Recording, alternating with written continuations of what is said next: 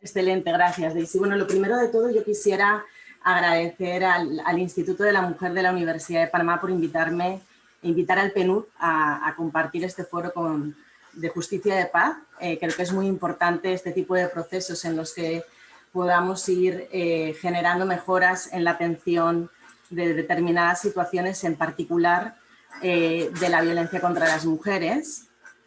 En esta ocasión yo voy a hablar no solo de lo que está haciendo el PNUD, sino lo que estamos haciendo como sistema de Naciones Unidas en el país para prevenir, atender la violencia contra las mujeres. Quisiera empezar con un pantallazo de por qué esto es importante a nivel mundial. Hay una serie de datos que nos indican que el 70% de las mujeres y las niñas en el mundo han experimentado algún tipo de violencia en su vida. Una de cada 3 mujeres ha sufrido violencia física o sexual por parte de su pareja. En el mundo hay 238 mujeres asesinadas diariamente y de estas la mitad, una de cada 2, son asesinadas por su pareja o algún familiar. También hay una de cada 5 mujeres en el mundo que va a sufrir o sufrirá un intento de violación o será víctima de algún delito alguna vez. Hay 125 millones de niñas mayoritariamente en África y Medio Oriente que están sufriendo mutilaciones genitales, ablaciones que se llaman. También tenemos que hay 700 millones de niñas que han sido casadas en el mundo, que se casaron antes de cumplir la mayoría de edad y en la mayor parte de los casos obviamente de manera forzada. 120 millones de niñas que han sufrido relaciones sexuales forzadas también. Y aproximadamente el 98% de las víctimas de trata son mujeres y niñas. Mírate para acá y suspende lo que estás haciendo. De todos estos delitos, aproximadamente solo se denuncian el 40%. Esto se debe a diferentes motivos. Parte de los motivos pueden estar relacionados con inseguridades, con vergüenza por haber sufrido este tipo de situaciones, pero también con todo el tema de impunidad que rodea a la violencia contra las mujeres, ¿no? De hecho, vemos que en el mundo no todos los países tienen leyes contra la violencia. Por ejemplo, solo son 125 los que tienen leyes contra acoso sexual, 119 contra la violencia doméstica y tan solo 52 contra la violencia en el matrimonio. Por lo tanto, hay todavía un camino a nivel mundial por recorrer para poder terminar con estas situaciones, ¿no? Okay. ¿Qué estamos haciendo como sistema de Naciones Unidas y el compromiso que tenemos con eliminar la violencia contra las mujeres y las niñas? Por un lado está la campaña Únete, del secretario general de las Naciones Unidas para poner fin a la violencia contra las mujeres. Inició en el año 2009, se extiende hasta el 2030 y esta campaña lo que insta es, es liderada dentro del sistema de Naciones Unidas por ONU Mujeres, con el acompañamiento de las diferentes agencias del sistema de Naciones Unidas, y lo que insta es a tomar acciones para poner fin contra la violencia hacia mujeres y niñas, ¿no? Son, como les decía, diferentes las acciones y los esfuerzos que se realizan y parte de las acciones son creación de leyes, establecimiento de leyes, todo lo que tiene que ver con y aplicación, no solo adoptar una ley, sino que sea aplicada, abordar y castigar la violencia contra las mujeres, todo lo que tiene que ver con establecer planes nacionales y multisectoriales para abordar este fenómeno, pero también dotarlos de recursos, tener sistemas de recopilación y análisis de datos sobre prevalencia de la violencia contra las mujeres y desarrollar campañas nacionales, locales para prevenir la asistencia contra las mujeres, ¿no? Hay unas acciones especiales también para abordar la violencia sexual en contextos de conflicto, en países donde hay situaciones de conflicto más específicas, ¿no? Las acciones que el color de la campaña es el naranja y las acciones que se realizan son muy diversas. y de hecho se insta a que no solo se celebre el 25 de noviembre, sino cada 25 de los 12 meses del año, para visibilizar este flagelo mundial que muchas veces se invisibiliza porque en una gran parte de los casos ocurre también dentro de los hogares, ¿no? Hay otra campaña, otra iniciativa interagencial global que se llama Spotlight. Es una campaña que se ha realizado en conjunto con la Unión Europea y las Naciones Unidas a nivel mundial. Dentro de las Naciones Unidas participa el Fondo de Población, ONU Mujeres, el Programa de Naciones Unidas para el Desarrollo, la Organización Internacional del Trabajo, UNICEF, que es el Fondo para la Infancia de Naciones Unidas, la Organización de Naciones Unidas contra la Droga y el Delito, que las siglas son UNODC, la Oficina de la Alta Comisionada de las Naciones Unidas para los Derechos Humanos, UNESCO, la Organización Mundial de la Salud, la Organización ACNUR de Refugiados y OIM, la Organización Internacional para las Migraciones. Y está orientada a eliminar todas las formas de violencia contra las mujeres y las niñas.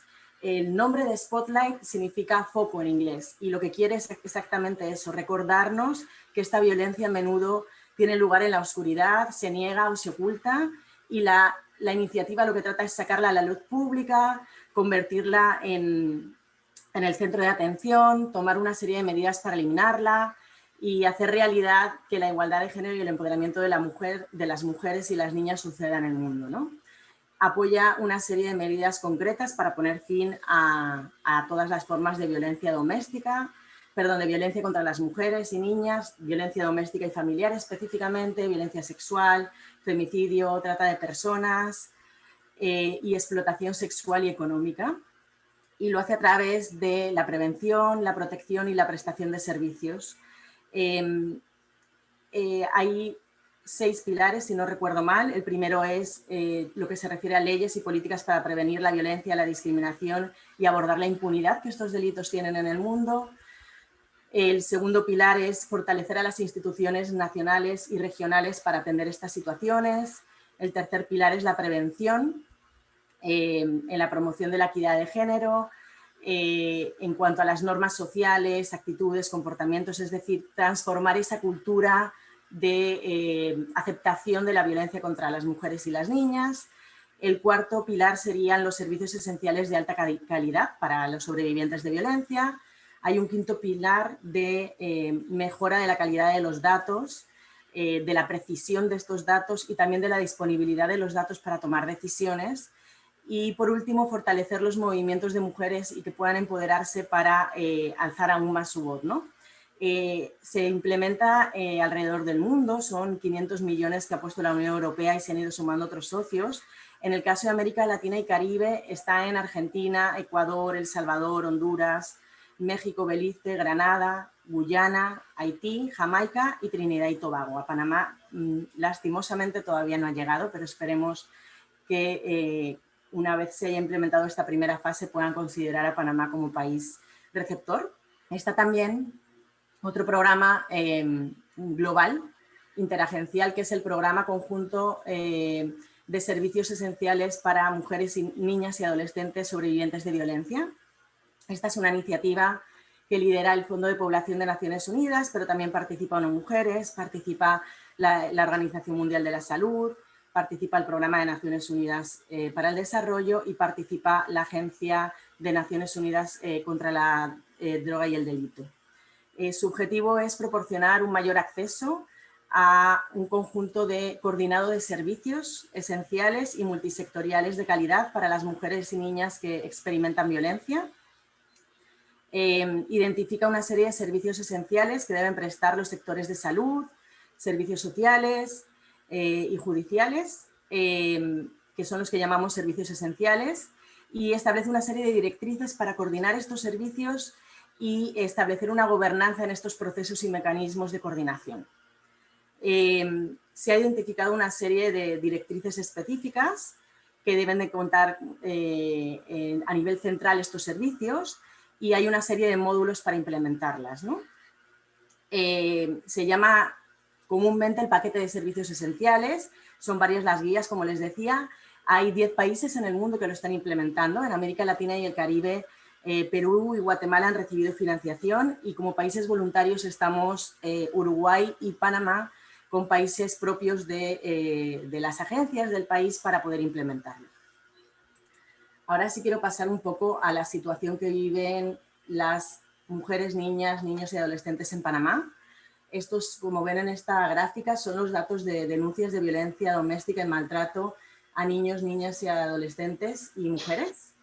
De las denuncias de violencia doméstica que ven aquí, que son estas barras del margen izquierdo de la presentación, el 80% pertenecen a mujeres, las que denuncian, y estas son las denuncias de maltrato de niños, niñas y adolescentes y la evolución a lo largo del tiempo.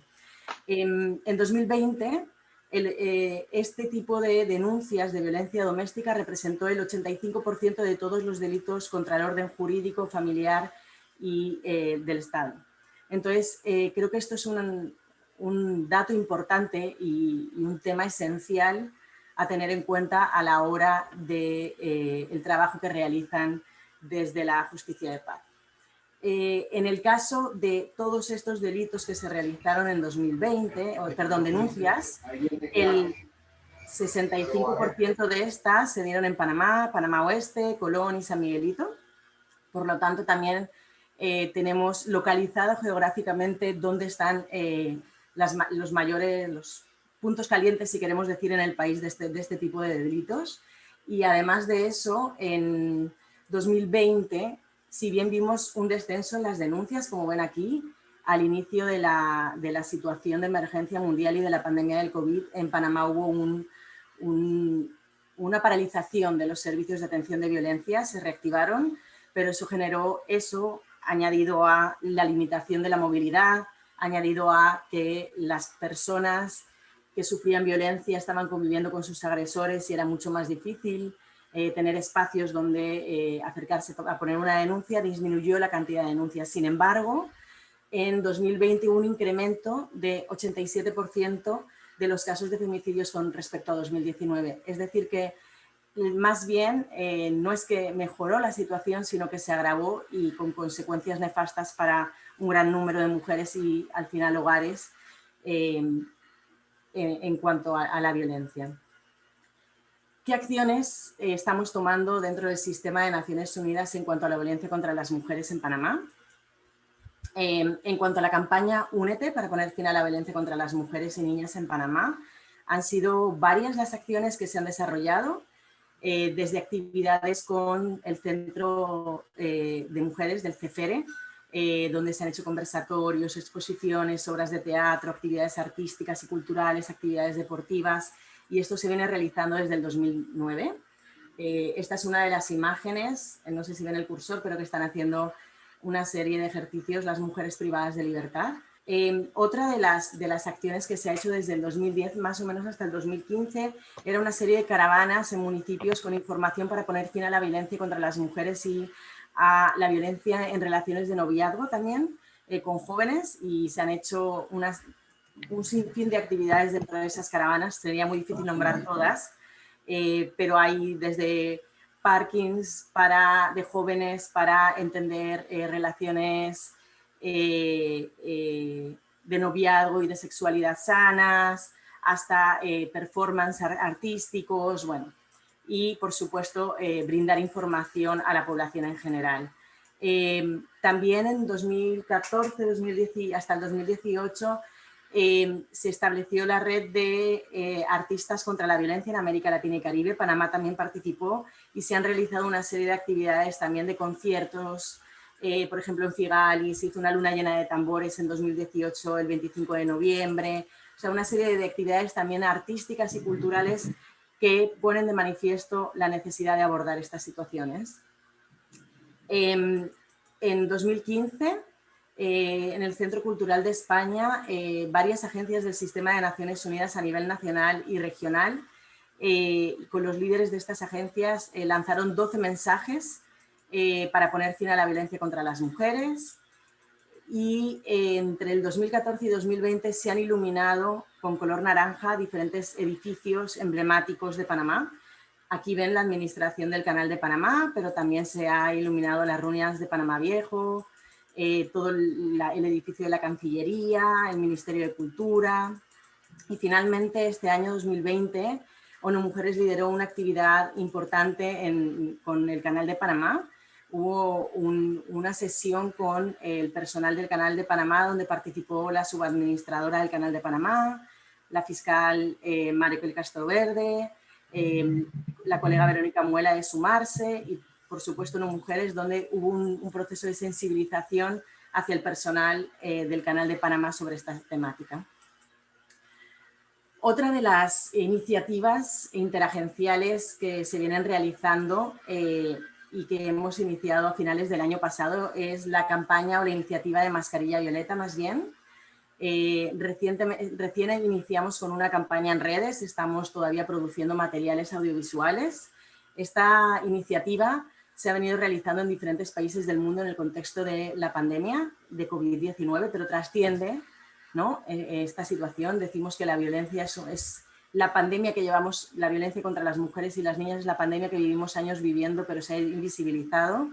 Se ha puesto en acción en países como España, Perú, Argentina y Chile, y actualmente estamos haciéndolo en Panamá. Lo lidera el Programa de Naciones Unidas para el Desarrollo y cuenta con todas las agencias del Sistema de Naciones Unidas que participan en el Grupo Interagencial de Género, que son unas 11.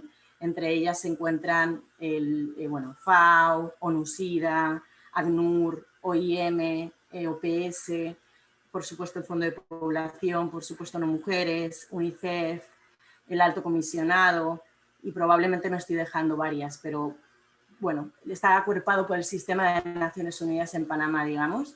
Asimismo, participan socios de instituciones públicas. Hasta ahora se han sumado el INAMU, la Defensoría del Pueblo, el Ministerio Público, el Ministerio de Seguridad y 3 alcaldías, la Alcaldía de La Chorrera, la Alcaldía de David y la Alcaldía de Penonomé. Y lo que trata esta iniciativa es de proveer mayores canales para las mujeres que viven violencia, para obtener información y también ayuda, ¿no?, en estos casos, de un modo más seguro. Los objetivos básicamente es facilitar el acceso, como les digo, que muchas mujeres que por su situación no han podido de violencia y en este caso, como les decía, ha sido en el marco de la campaña, como digo, lo que pretende, los objetivos de la campaña son facilitar el acceso a muchas mujeres que por su situación social, económica y emocional no pueden realizar una denuncia por sus propios medios. También pretende fortalecer la respuesta interinstitucional para garantizar una respuesta rápida y eficiente para denunciar los casos de violencia basada en género a través del involucramiento de otros sectores de la sociedad. Finalizar también, la iniciativa finaliza con ampliar los lugares de denuncia, ¿no? Poder establecer una serie de puntos estratégicos en las comunidades donde se puedan emitir medidas de protección acelerando estos procesos. Esta es una de los artes de la campaña, ¿no? Como ven, un poco los 2 lemas de la campaña que se han adoptado es el de no estás sola, que ya había iniciado el INAMU en el país, pero también el otro es el de somos muchos y muchas que estamos aquí para ayudarte. Hemos iniciado con posts, fotografías y estamos elaborando videos para mover en redes sociales. Hay una segunda fase dirigida a la capacitación y sensibilización del personal de instituciones públicas, pero también se pretende sumar a la empresa privada como multiplicadores de la campaña, pero también como parte de la respuesta de la prevención y atención de la violencia basada en género. Y la idea es ofrecer talleres de sensibilización y capacitación al personal de instituciones públicas, empresas y proveedores de estas empresas, con el fin también de que ellos se sumen a la campaña, como decía, ¿no? Por ejemplo, pensamos en supermercados, en bancos, en tiendas de conveniencia, donde pueda haber una serie de afiches con información para poder denunciar y poder tener más información si una mujer está viviendo violencia. También se ha pensado en medios de transporte públicos y privados, ¿no? Metro de Panamá, Mibus, pero también Uber, Mover, o sea, plataformas donde las mujeres en el país se están desplazando y puedan ver ese mensaje y en algún momento agarrar la fuerza para poder denunciar la situación que están viviendo. Y hay una tercera fase de coordinación interinstitucional y con la empresa privada, que esta es la que quisiéramos esperamos llegar a ella. Y aquí lo que queremos es aumentar esa respuesta interinstitucional en la prevención y atención de la violencia basada en género. Y aquí un poco la idea es que haya determinados lugares donde una mujer pueda decir mascarilla violeta y pueda acceder a un apoyo personal para poder contactar a autoridades y poner una denuncia, ¿no? El sueño dorado sería incluso que pudiera poner la denuncia en ese mismo lugar y no tener que ir a policía, ministerio público, etcétera, para hacerlo. Pero bueno, veremos cómo va evolucionando. Hay muchas expectativas en esta iniciativa. Por otro lado, sí estamos, como les decía, implementando el paquete de servicios esenciales para mujeres y niñas que sufren violencia. Entre 2017 y 2020, el Fondo de Población de Naciones Unidas lideró la realización de un diagnóstico, un plan de mejora y de monitoreo y evaluación de la atención de la violencia contra las mujeres en Panamá.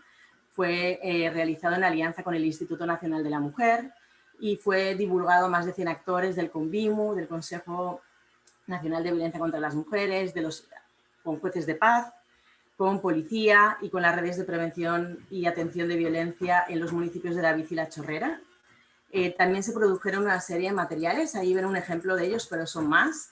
El que ven aquí es un violentómetro que ayuda a entender qué nivel y grado de violencia puedes estar sufriendo y identificar esos signos y pedir ayuda. También se elaboró una guía metodológica del libro de Ana. Este es un libro que lo que pretende es prevenir el abuso sexual infantil y se ha trabajado fuertemente tanto con la SENIAF como con el MEDUCA para capacitar y fortalecer a los profesionales en la atención de este tipo de situaciones en menores de edad.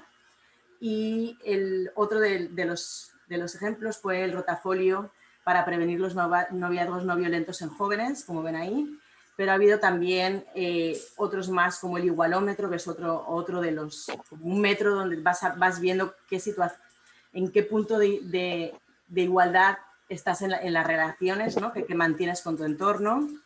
Permiso, María. ¿Sí? Te quedan 3 minutos. Súper, me queda este y un slide, así que esperemos que finalice a tiempo. Gracias, Carmen.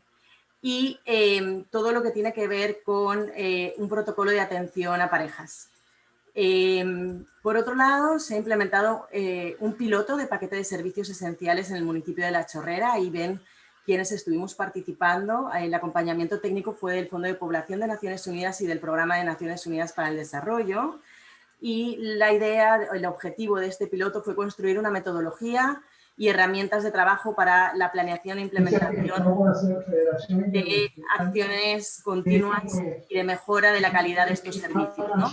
Realizó un proceso participativo con diferentes fases que no voy a entrar para poder mostrarles lo siguiente que estamos realizando, y hay un plan de mejora y un plan de acción para garantizar la calidad de esos servicios de manera interinstitucional que se brindan en el municipio de La Chorrera, con la esperanza también de escalarlo a otros municipios a nivel nacional.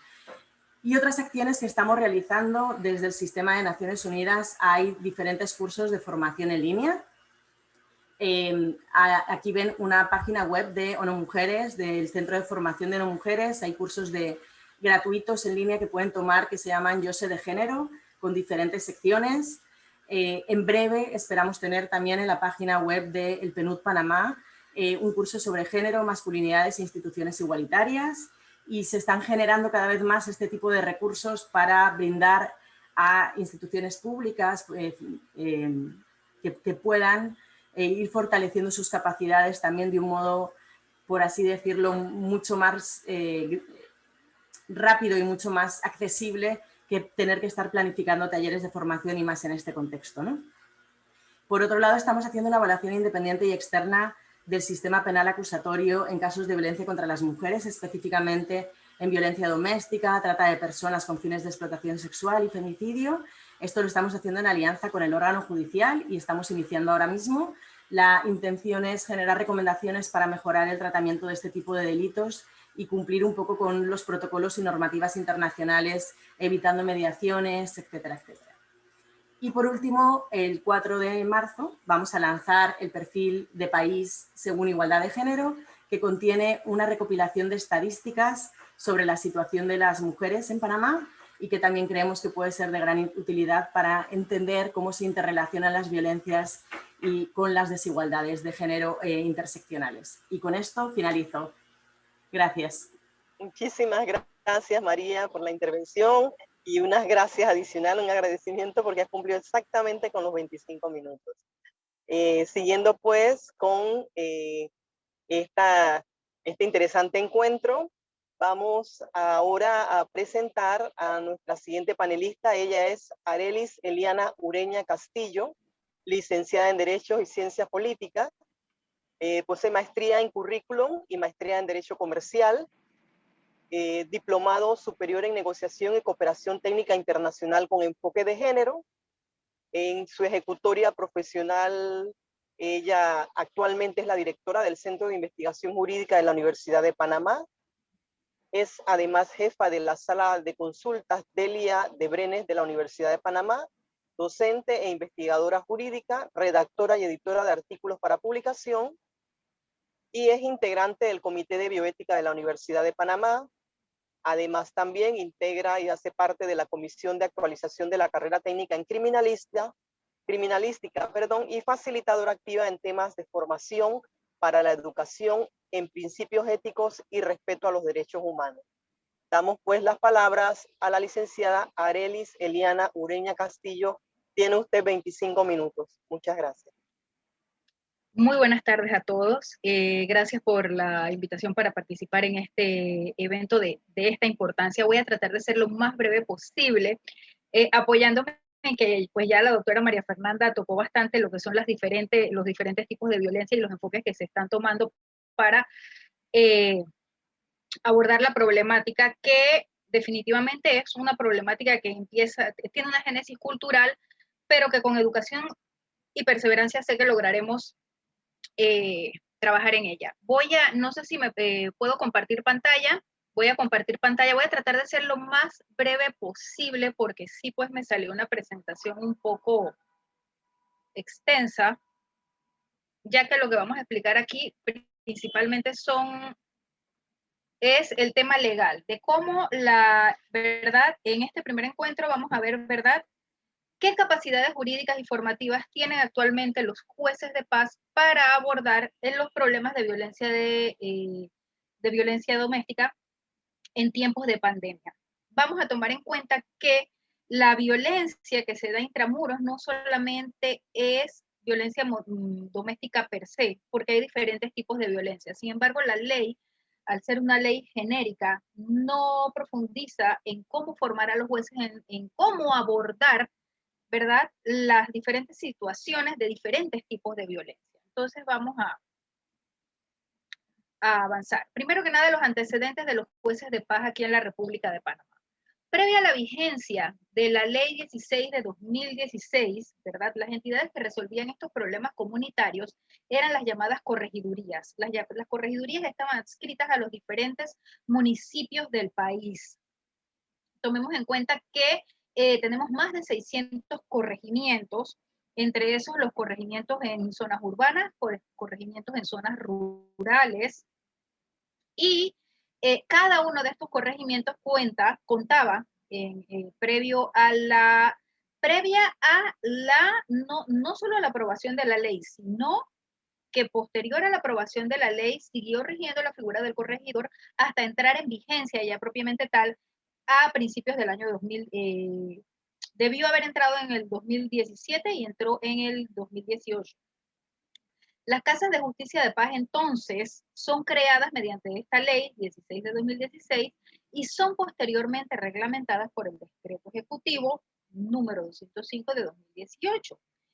Y según lo que la ley establecía, debía empezar a regir 12 meses después de la promulgación en el primer distrito judicial y 24 meses después en el resto del territorio nacional. Esta entrada en vigencia tomó un poco más de tiempo, ya que pues poner en práctica la ley no era simplemente cambiar de un día para otro. Esto implicaba tener que formar a estos profesionales que iban a ejercer como jueces de paz en esta nueva función que les iba a tocar ejercer.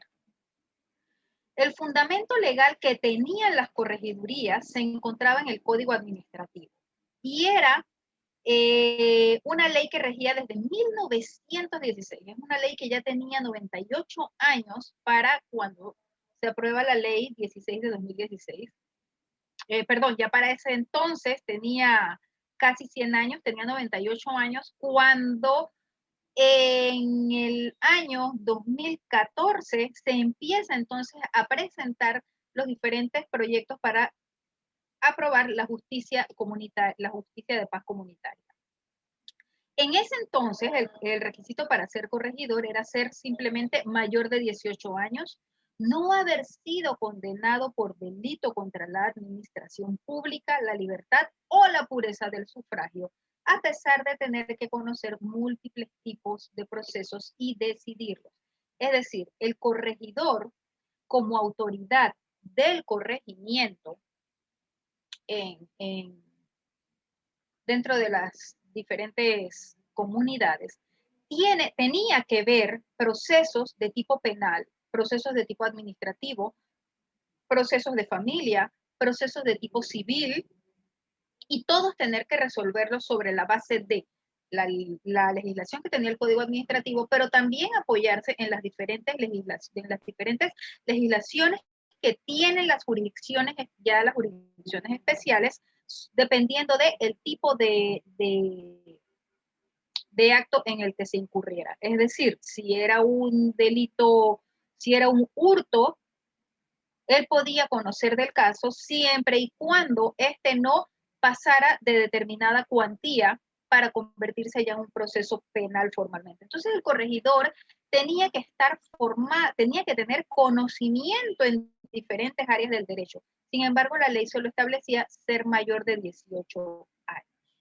Con la práctica, estos corregidores en los municipios urbanos donde se contaba con profesionales formados en el derecho, se optaba por que las personas que ocuparan este cargo fueran profesionales del derecho o que por lo menos estuvieran en los últimos años de la carrera, por lo delicado del manejo de las diferentes materias que se llevaban en estas instancias de justicia administrativa.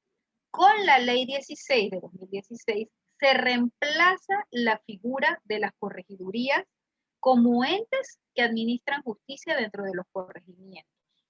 Y la figura del corregidor como funcionario, ¿verdad?, de administración de justicia. También entonces este se reemplaza y nacen las casas de justicia de paz y los jueces de paz como administradores de justicia comunitaria, incluyendo la figura del mediador comunitario, que era la que va a ser la persona llamada a lograr una mediación en estos tipos de conflictos, ¿verdad?, en las diferentes comunidades, antes de que el proceso en sí llegue a conocimiento propiamente tal del juez de paz.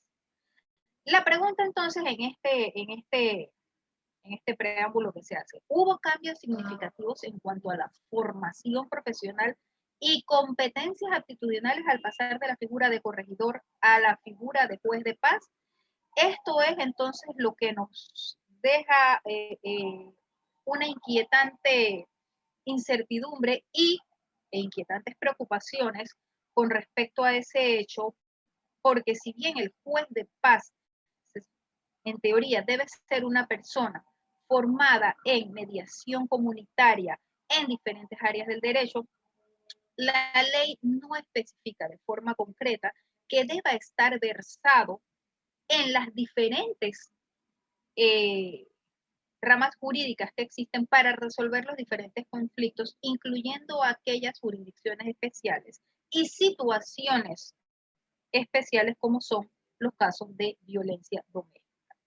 Cuando hacemos esta apreciación, no es en ningún momento con la intención de demeritar la loable y reconocida labor de los jueces de paz que están haciendo actualmente, porque pues les ha tocado una labor, una faena, ¿verdad? Bastante, una faena tenaz, que es mediar los conflictos comunitarios en medio de la pandemia, ya que su entrada en vigencia como tales es de reciente data y todavía están en este proceso de formación. Así que la intención no es demeritar en lo absoluto sus funciones y su trabajo, sino por el contrario, hacer un llamado de atención de la necesidad que existe a nivel de los hacedores de leyes de fortalecer la legislación actual y las diferentes aristas que esta ley pueda mostrar para poder entonces dotar de herramientas y fortalecer a los jueces de paz en el ejercicio de sus funciones. Entonces, ¿qué hace el juez de paz?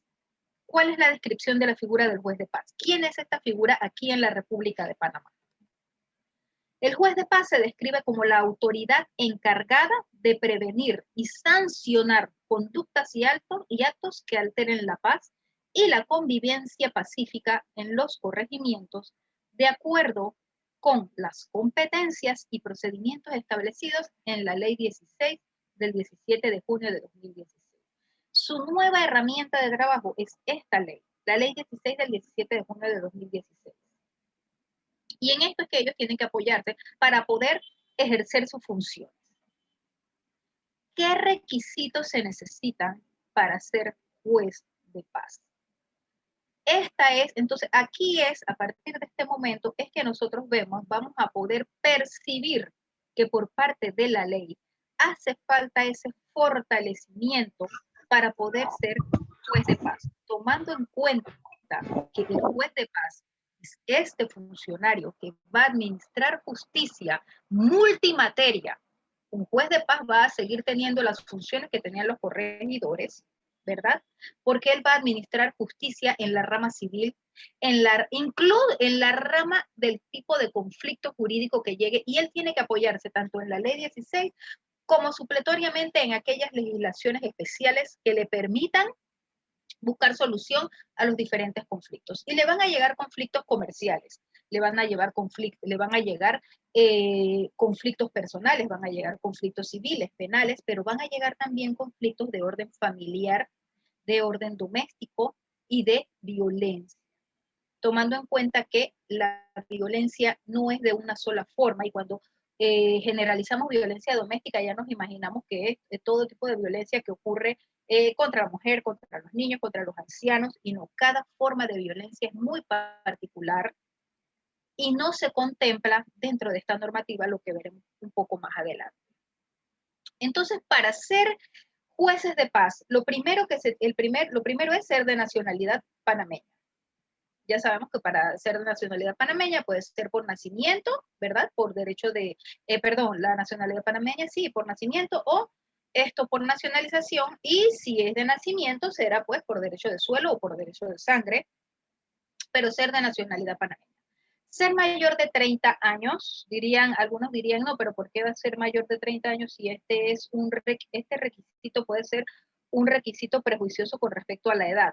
Pues tal vez asumimos nosotros que se busca que sea mayor de 30 años, tomando en cuenta la experiencia profesional que puede haber recogido en el transcurso de su carrera profesional. Sin embargo, es un poco contradictorio con el siguiente requisito que nos dice: ser abogado en aquellos municipios metropolitanos urbanos y en los semiurbanos y rurales haber culminado educación media. Aquí de verdad sí vemos incongruencia en cuanto a la función del juez de paz como tal, ¿verdad? Y la formación profesional que debe tener. Parte de las sugerencias que nosotros hacíamos como fortalecimiento de la ley es poder ofrecer incentivos suficientes a los profesionales del derecho para que se motiven a acudir a puestos de jueces de paz en zonas semiurbanas y zonas rurales, que son precisamente las zonas que reflejan altos índices de violencia de violencia doméstica y sobre todo violencia contra la mujer, basada en estos antecedentes culturales, pues, que de los que ya sabemos, ¿no? Para no andar en esto y poder avanzar.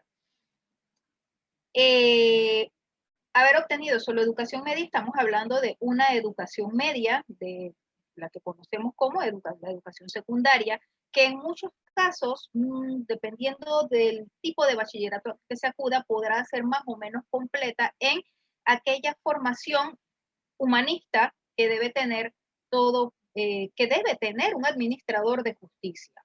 Si la formación fue una formación eminentemente comercial, poco va a ser el bagaje humanista que traiga este juez.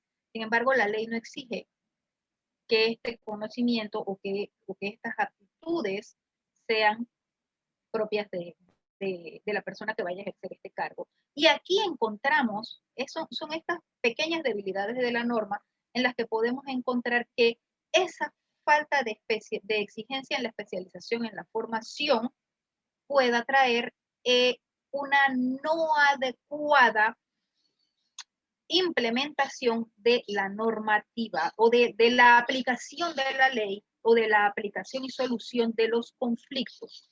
Tomemos en cuenta que cuando hablamos de violencia doméstica, violencia contra la mujer, violencia contra niños, adultos mayores, estamos hablando sobre situaciones que no precisamente se prestan para una mediación, que no precisamente se presentan para poder resolver un conflicto a través de medios alternos de soluciones de conflictos, porque cuando se habla del círculo de violencia, cosa que ya se ha dicho anteriormente, estamos hablando ya de ciertas situaciones conductuales de los actores de víctimas y victimarios, ¿sí? Y estamos hablando ya de situaciones que afectan no solamente nuestro libre albedrío, como era la tendencia a pensar sobre el ser humano, donde pues somos capaces y libres de decidir sobre nuestras acciones. Estamos hablando de que ya en estos tiempos que sabemos que la psique humana, dependiendo en el entorno sociocultural en el que nos desenvolvamos, así se puede desarrollar.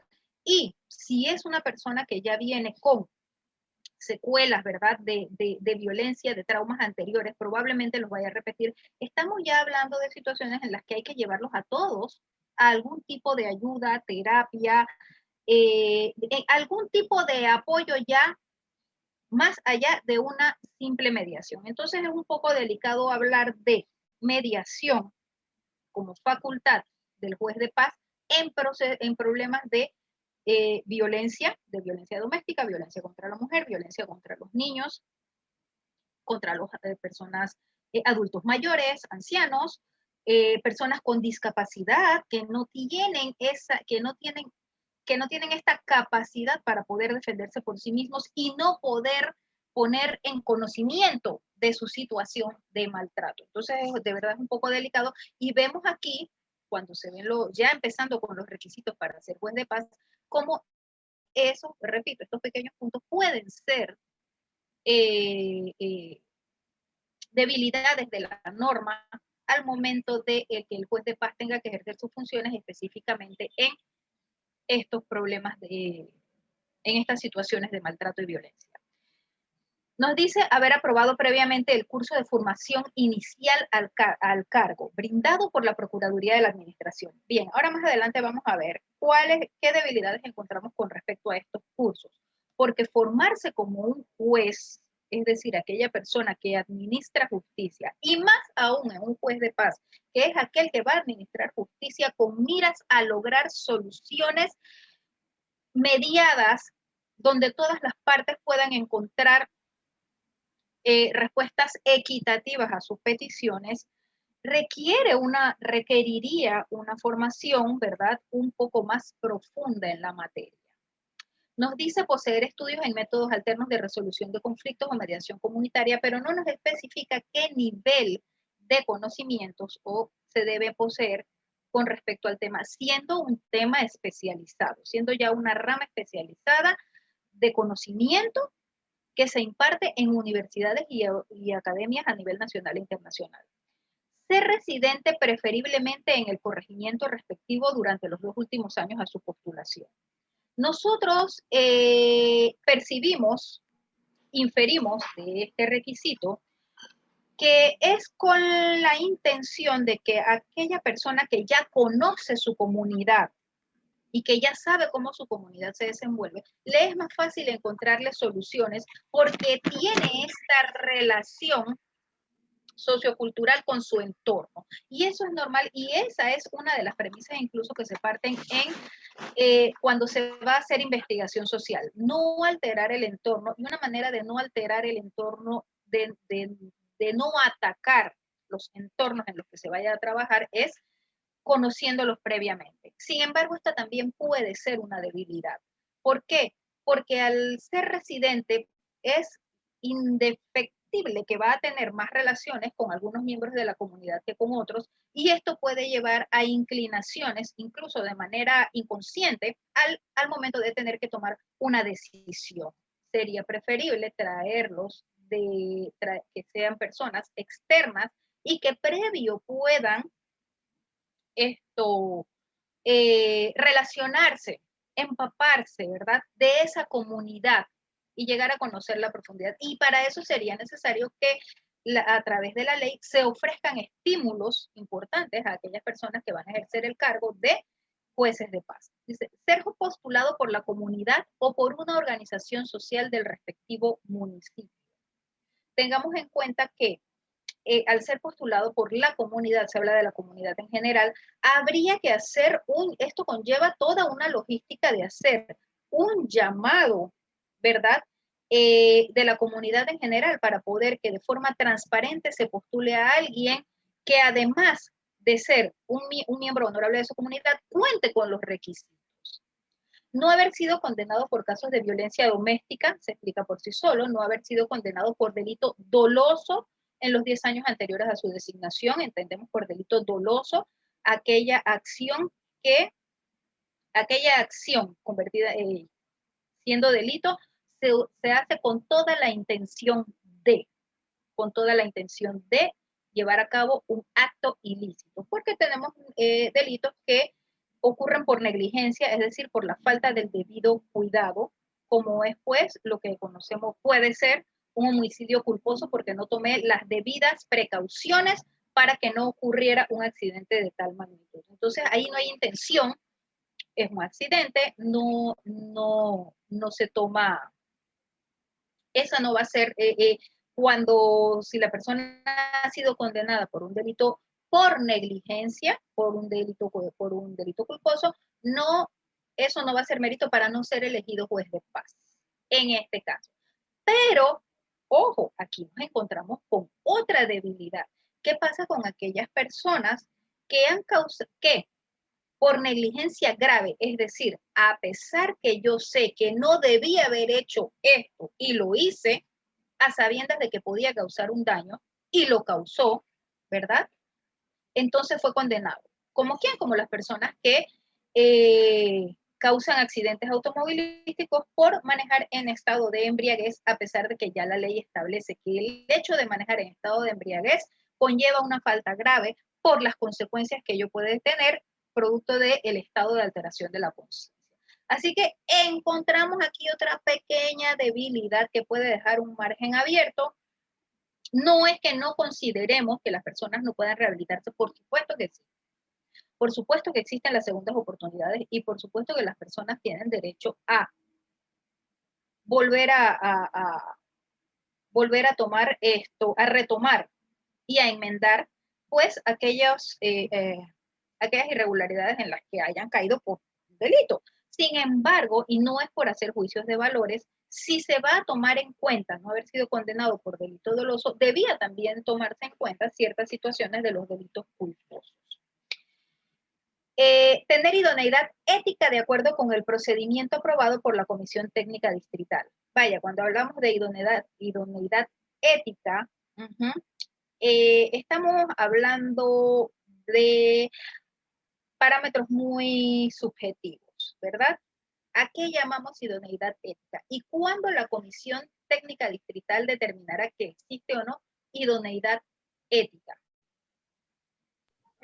si nos basamos en los principios de que incluso a veces podemos ver, yo trato de ser ético y de ser equitativo y otorgar lo justo a cada quien. Y no necesariamente todo lo justo es legal o no necesariamente todo lo legal es justo. ¿Cuándo y en qué momento yo puedo determinar que se posee idoneidad ética? Entonces este es un tanto subjetivo, pues la norma establece que el juez de paz debe apegarse a los lineamientos del Código de Ética de los Servidores Públicos. Entonces, apegándose al Código de Ética de los Servidores Públicos, ¿se puede tener esta idoneidad ética? Bien, eso entonces la Comisión Técnica Distrital, que será una comisión conformada por diversos miembros, que ahora veremos, esto logrará determinar. Formación de los jueces de paz y competencia en asuntos de violencia doméstica, de género y violencia contra la mujer.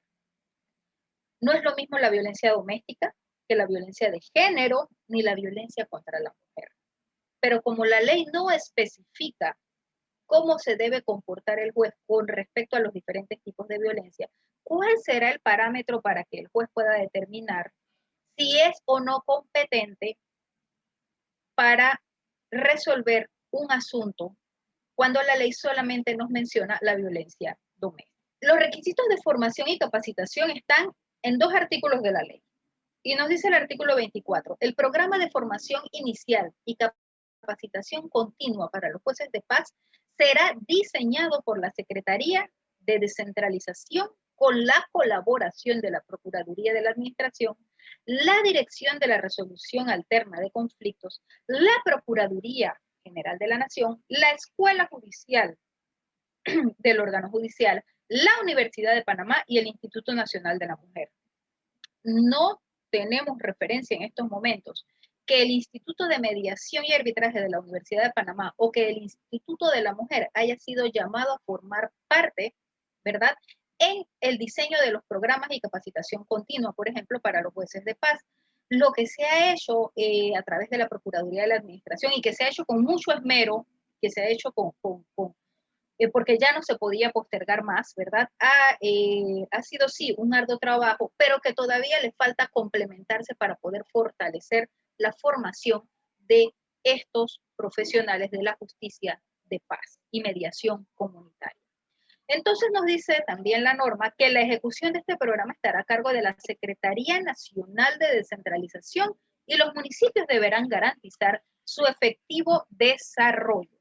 Este programa deberá estar incorporado en el plan de capacitación municipal de la Secretaría Nacional de Descentralización. Y nos dice el artículo 25 que para los efectos de la capacitación y acompañamiento técnico de los mediadores comunitarios, los alcaldes podrán recurrir a las entidades gubernamentales, ¿verdad? Muchísimas gracias, licenciada Arely. Disculpe, hasta acá se les agotó el tiempo, lleva usted 3 minutos, un poquito más. Vamos entonces a, primero agradecer a la licenciada Arely por su intervención y segundo, en el periodo de preguntas y respuestas, ella puede integrar lo que quedó pendiente de su participación para solventar las dudas de los participantes. Luego de la intervención de la licenciada Arely, vamos entonces a dar paso a nuestro siguiente expositor, no sin antes recordarles que después de las intervenciones se abre un periodo de preguntas y respuestas. Para quienes están participando, igual que fue la sesión de la mañana, tienen 1, la posibilidad de anotar las preguntas en el chat y 2, hacer uso de la palabra en el periodo de preguntas y respuestas. Muchas gracias y continuamos entonces con nuestro siguiente panelista.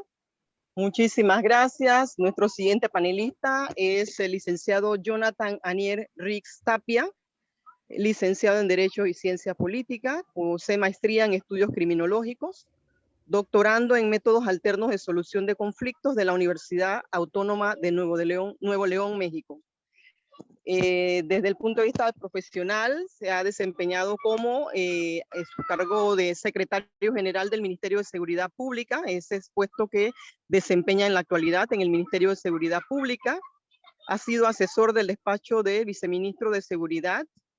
Ha formado parte además como gerente de proyecto de seguridad integral y derechos humanos, criminología, victimología y derecho penal de la Oficina de las Naciones Unidas contra la Droga y el Delito. Y es además presidente de la Comisión de Criminología del Colegio Nacional de Abogados de Panamá. Eso fue durante el periodo del 2019. Y ha sido investigador asociado del Instituto de Criminología de la Universidad de Panamá. Es docente de la Universidad de Panamá, de la Universidad Latina de Panamá, la Academia de Formación Penitenciaria del Instituto Superior de Seguridad Especializada, ISE. Recibamos pues al doctorando Jonathan Aniel Rix Tapia. Tiene usted 25 minutos. Gracias. Buenas tardes a todos y todas. Muchas gracias, estimada licenciada, por la presentación. En primer lugar, agradecer la oportunidad que nos brinda como Ministerio de Seguridad de abordar un tema de tanta importancia para la población en general, en donde vemos reflejado lo que ha sido un problema cultural que demanda la atención integral por los niveles de violencia que se ejerce en contra de la mujer.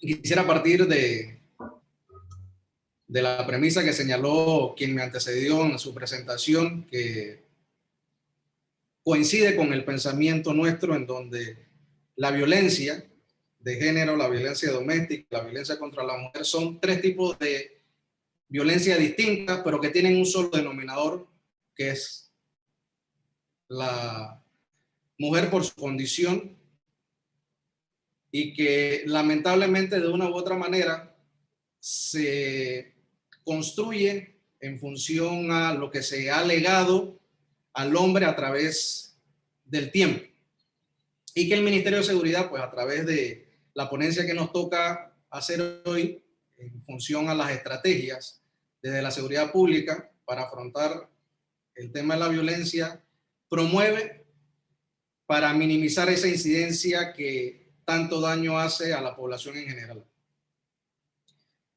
Veamos lo que decía la Declaración de Naciones Unidas en 1980, hoy 40 años después, y cobra vigencia, en donde se manifestó que la violencia contra la mujer es el crimen encubierto más numeroso del mundo. Interesante, ¿por qué encubierto? Porque muchas veces la víctima no se atreve a denunciar, muchas veces por esa relación y esa dependencia que crea al hombre de una u otra manera que la motiva a construir un hogar, la hacen dependiente y muchas veces vulnerable, y que para nuestro país es un problema de atención que año tras año genera muchas víctimas.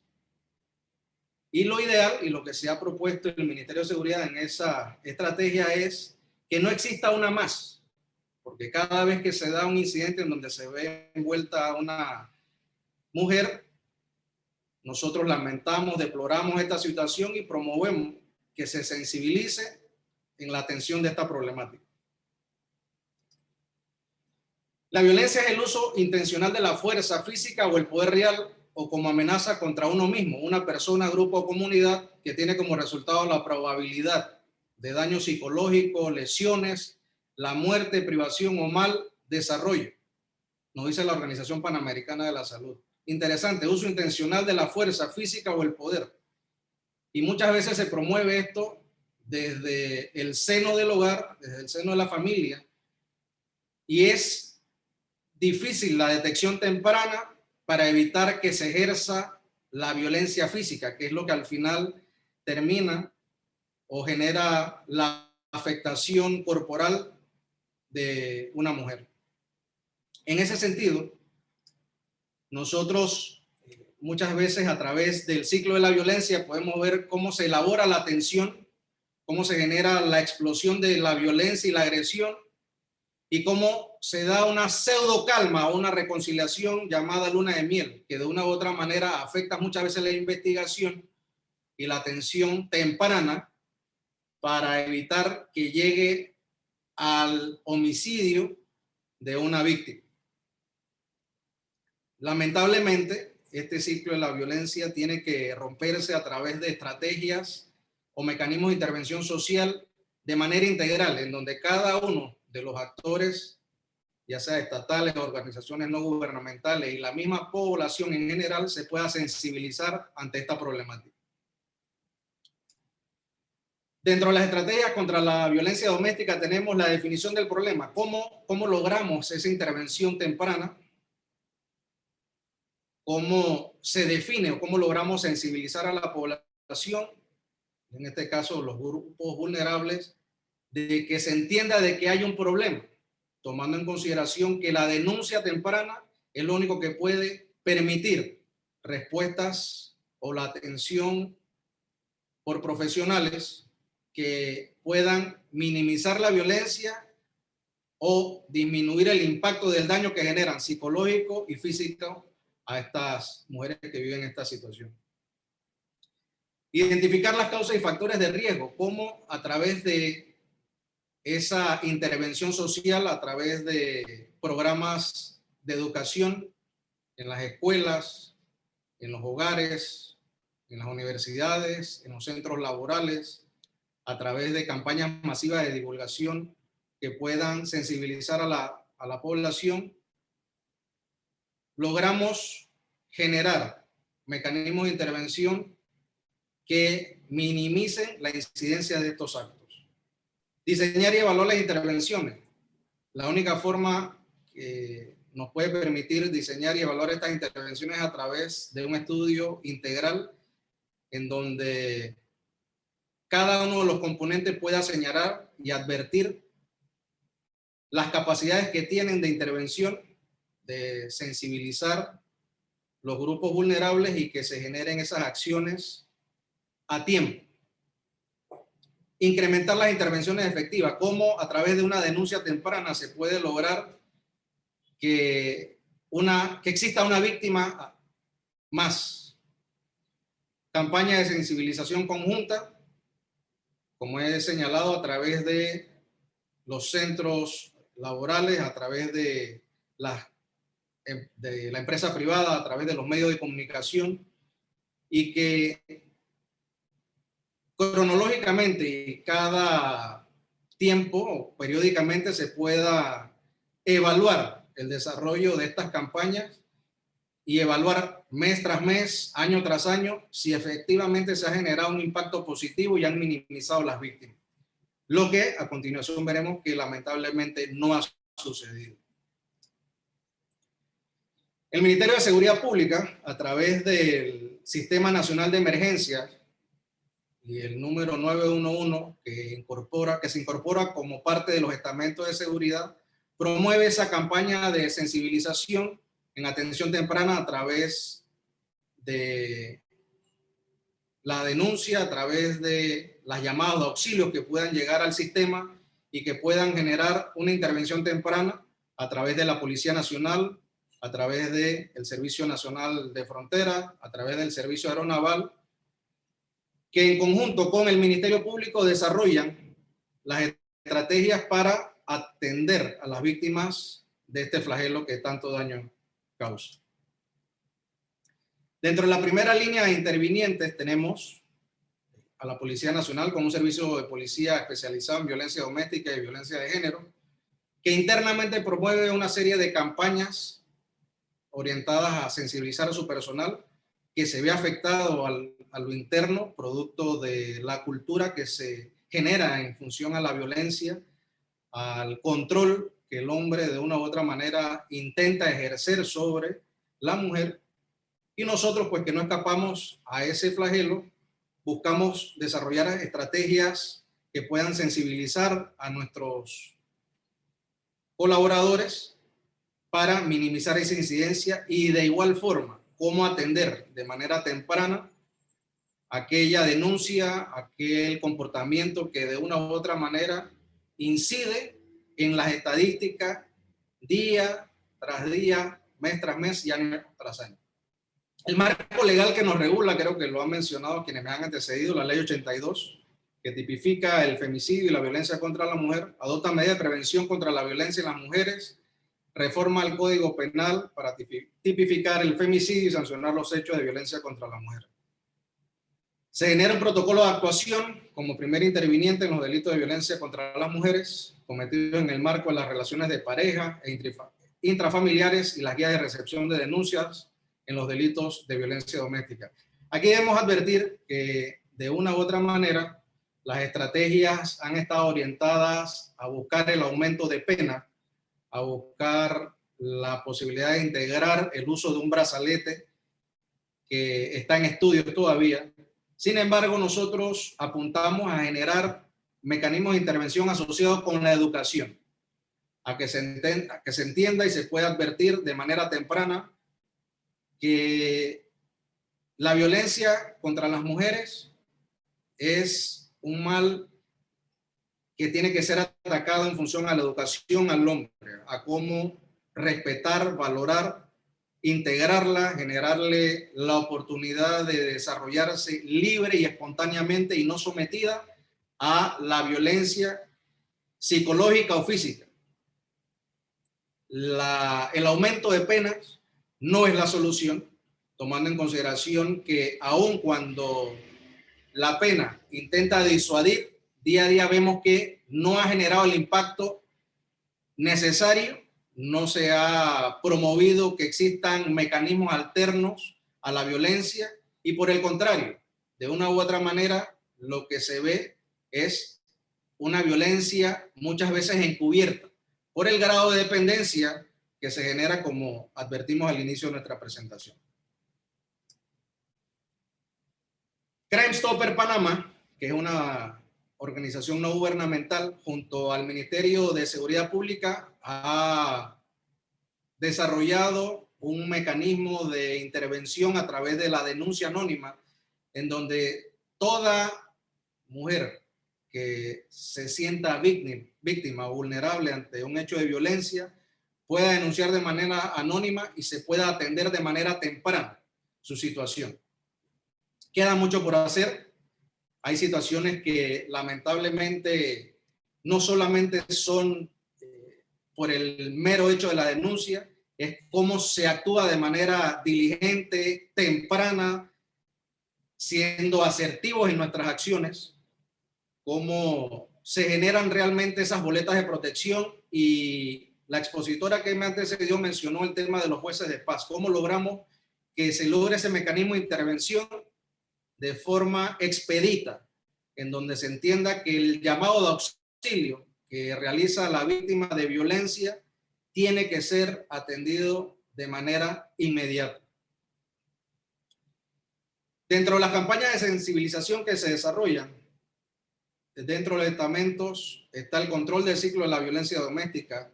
Se desarrolla a través de una dirección que atiende la problemática. Se busca de una u otra manera desarrollar la investigación, el análisis de caso a caso.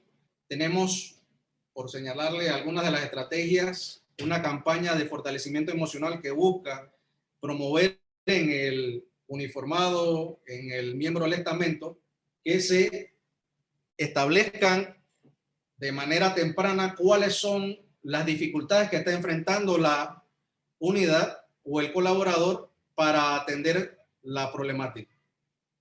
Hacerle las recomendaciones a los superiores de forma tal que se entienda que esta persona tiene que recibir un tratamiento muchas veces médico para controlar la ansiedad que demuestran las personas que ejercen la violencia sobre su pareja y generar el protocolo de actuación para el tratamiento de la como lograr esa intervención temprana, porque muchas veces, comentándole situaciones, se oponen a que el maltratador sea puesto a disposición de las autoridades por la etapa de dependencia que de una u otra manera les afecta.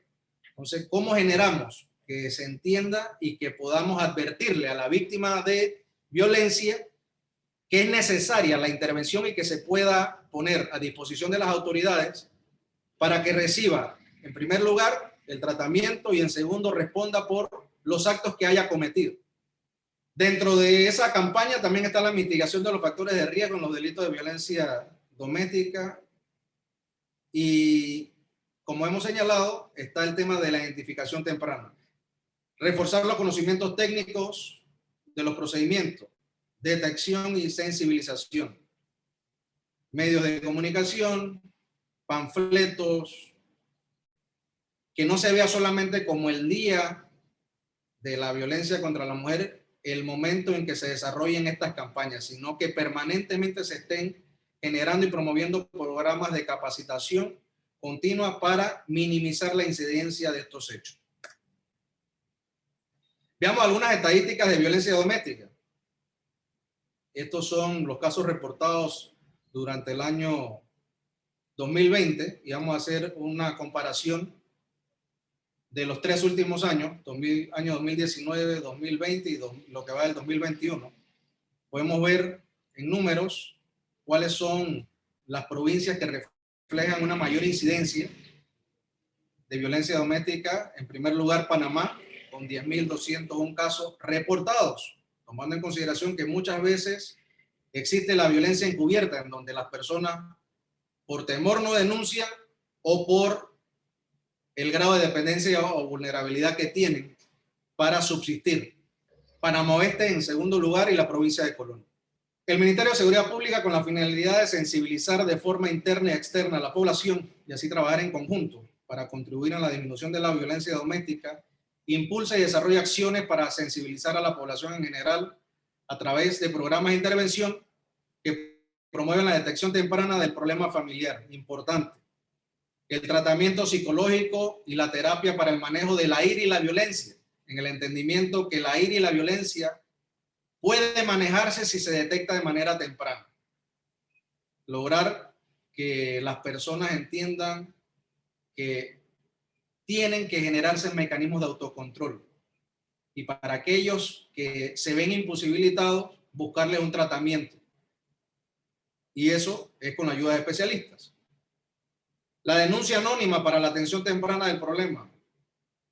¿Cómo logramos minimizar la exposición a la violencia física a través de una denuncia temprana que pueda promover ese mecanismo de intervención por parte del Estado y generarle mecanismos de protección a la víctima de violencia? La investigación criminal en atención a las víctimas de la violencia doméstica para romper el ciclo de la violencia de pareja. Con esta intervención, pues el Ministerio de Seguridad Pública lo que busca es advertir que día tras día promovemos, creemos en la cultura de paz, promover los mecanismos de intervención temprana, que se atienda la problemática como un problema de Estado que debe ser atendido integralmente. Es un problema en donde cada uno de nosotros debe advertir de manera temprana la atención a las víctimas, que se puedan tomar decisiones a tiempo para evitar que exista una víctima más. Les agradezco a todos su atención.